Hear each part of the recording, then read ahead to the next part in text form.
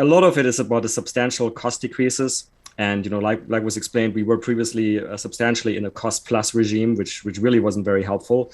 But now, basically, for a variety of reasons, those costs are coming down significantly. And it's not just launch costs; it's also component costs, and we'll see that in a moment.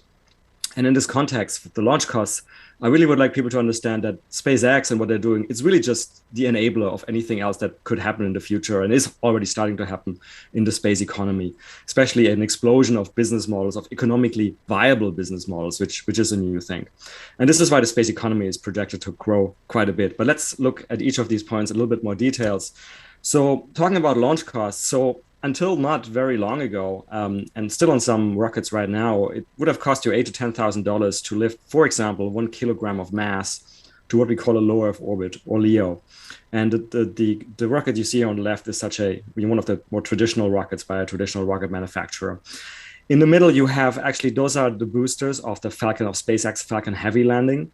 And if you take an entire Falcon 9, SpaceX Falcon 9, you can theoretically achieve a cost for this 1 kilogram to low Earth orbit below $3,000. That's if you take the entire rocket. If you share with other people, it's currently $5,000, but it's still significantly cheaper than the competition. And then on the right, you have what may be in the near future. And this is the Starship. So this is the upper stage of SpaceX's new rocket stack, the lower half being the booster being called Super Heavy. And the Starship, I mean, it depends on who you ask and who makes the calculations, but it's quite feasible that with the right sort of launch cadence that we could go into the hundreds of dollars, and Elon Musk may even argue into the tens of the dollars.